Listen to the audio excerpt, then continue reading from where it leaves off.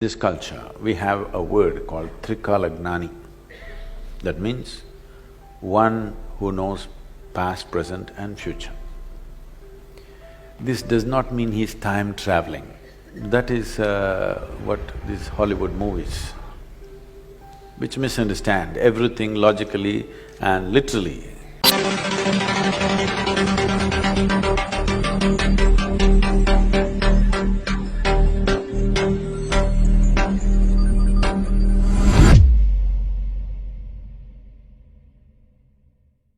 See, if you transcend your physical nature, there is no such thing as time. There is… in India, in this culture, we have a word called Trikalagnani. That means one who knows past, present and future. This does not mean he's time traveling. That is what these Hollywood movies, which misunderstand everything logically and literally. So why I'm saying this is, they're always trying to understand everything factually, literally. When we said there is a Trikalagnani, they said, oh, there is somebody who goes into past, present and future. See, this moment is eternity, I want you to know. It's question of, are you living in the surface or do you have a profound experience of what's now? What you think is past, what you think is future or what you think is now is all one happening. They are not three different happenings. They are not three different dimensions or three different geographical spaces that you can go into and come back. When you use the word travel, it suggests movement, isn't it? I travel from point A to point B. I can't travel from point A to point A, point A to point A, point A to point A. I cannot travel unless I'm making rounds. So right now, when you say past, present and future, you're talking about triple A. Understand? It's AAA, it's not ABC. When we say time, in the yogic perception, which ultimately modern physics will come to someday, hopefully, is time is the basic aspect of creation. Because of time, there is gravity. Because of gravity, everything else. Right now, the problem with modern physics is, they have reasonably understood the other forces, they're unable to understand what's gravity. Gravity is a consequence of time. It's not the other way round. Because there is time, there is gravity. The word time itself may not conjure that image in your mind. The Sanskrit word is correct, it's kala. Kala means two things, time and emptiness. Kali, not talking about the Devi. Kali means what? Empty. Kala means darkness, kala means time, and it also means emptiness. If you try to speak with little more personified context, we will call this Shiva. So we are talking about time and emptiness, time and nothingness as the same thing. Because there is time, there is creation.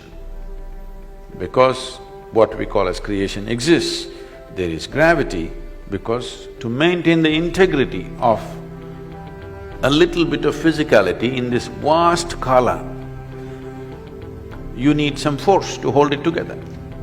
So, gravity is only when time bends in a certain way. Time which is nothingness, time which is emptiness, takes a curve. When it takes a curve, physical dimension begins. If it doesn't take a curve, physical does not exist.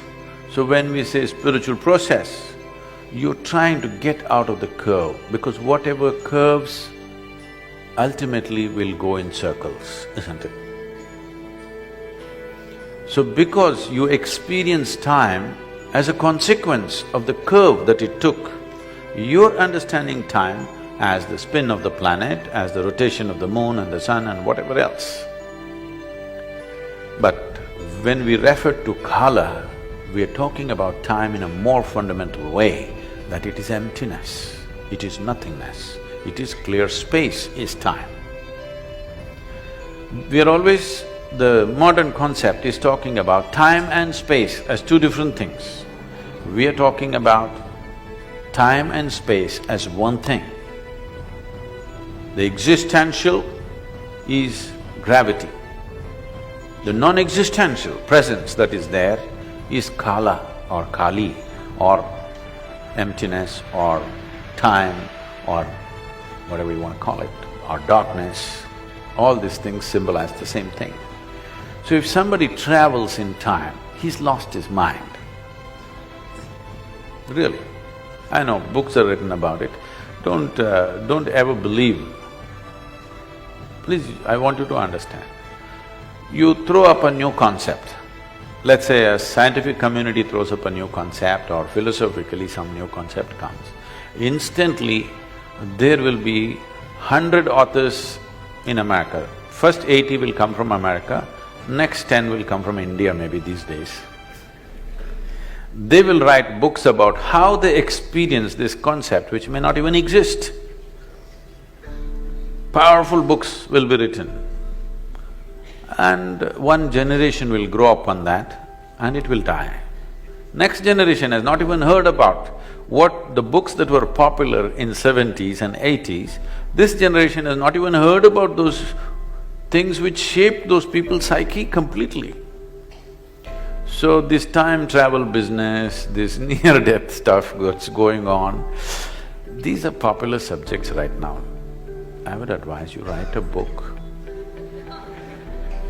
You'll sell well, make money, it's all right. If it's your survival, write something. But if you're seeking, don't bullshit yourself into something and you'll get lost. Don't do time travel, because you cannot do time travel. Time as you know it only exists because of your physical nature. If you really want to know the profoundness of time, if you want to know the kala which holds everything together, which holds everything in its lap, you must distance yourself from your physical nature. Then you know kala not as three, but three A's superimposed on each other, not A, B, C. So then you will not try to travel, you will dimensional shifts within yourself, not psychological understanding of time.